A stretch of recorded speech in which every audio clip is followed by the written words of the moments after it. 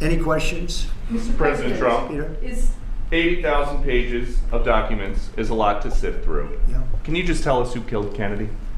Well, I was given the task of releasing that because many presidents have gone through it and they haven't released. And I said, release. We even released Social Security numbers. I didn't want anything deleted.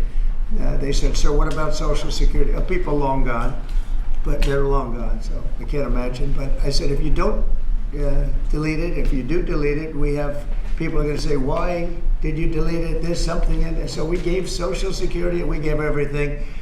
And the rest is for you to look at, Peter. You're going to see whether or not you see anything. But we've given it. We're doing it with Dr. Martin Luther King, too. They're preparing all of that. They're going to release everything. And whoever else they want. I mean, we have nothing. We really have nothing to hide. We shouldn't have. When a lot of time goes by. But with the Kennedy files, in particular, they were going crazy on them. I don't think there's anything that's earth-shattering, but you'll have to make that determination. In those, it's 80,000. It's actually 88,000, and we have some additional things, as you know, come out today. And for that, you can go to the offices and you can see whatever you want to see. Everything is out there, totally open. The additional stuff is available later on today. You go over to the offices and you can have it immediately. And you'll make a determination. And on something else, these Tren de Aragua guys, because of your executive order, they are designated as foreign terrorists. Yeah. If ISIS or Al-Qaeda foreign terrorists were operating here in the United States, cops would probably be shooting first and asking questions later. And so what is the difference between terrorists, between somebody like an ISIS or an Al-Qaeda operative versus a MS-13 or Tren de Aragua? Well, these are people that focus on destroying people in their homes. They're not as international in that sense. They're a group of thugs. They come from Venezuela. They come from the prisons of Venezuela. They're very, very dangerous people, but they didn't look so dangerous when the guards took care of the situation from El Salvador. And I want to thank the president. He's a friend of mine. He's done a great job. But I just can't imagine that the Democrats are taking this issue where they want to have them back.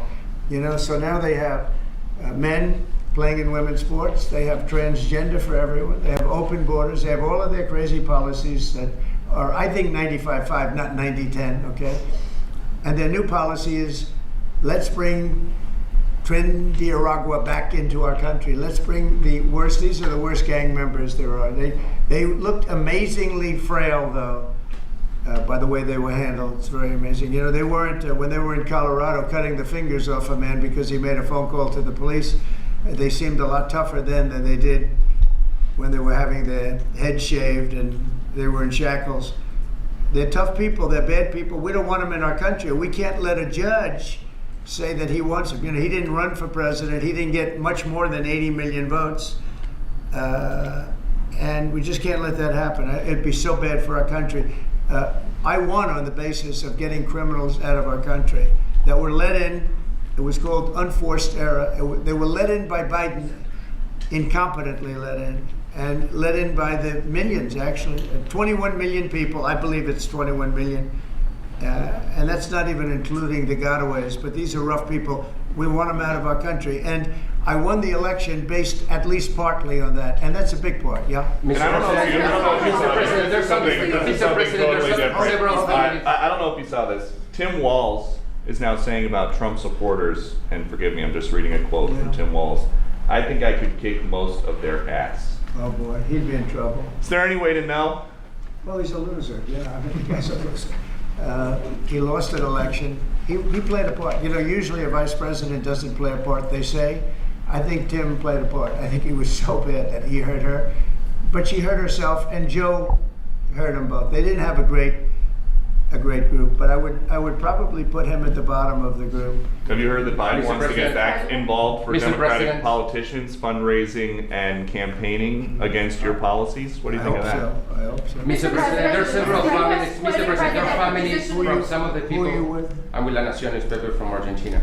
There are families from some of the people that were on those flights to El Salvador that claim that they're not criminals, they're not members of Tren de Aragua, of MS-13. What can you tell them, and what guarantees can you give them that everyone in those planes were actual criminals, terrorists, as you said? Well, I was told that they went through a very strong vetting process, and that that will also be continuing in El Salvador.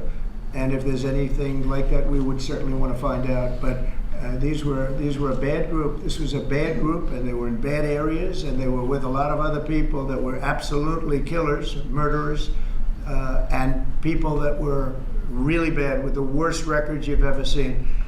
And but we will continue that process, absolutely. We don't want to make that kind of a mistake. Mr. President.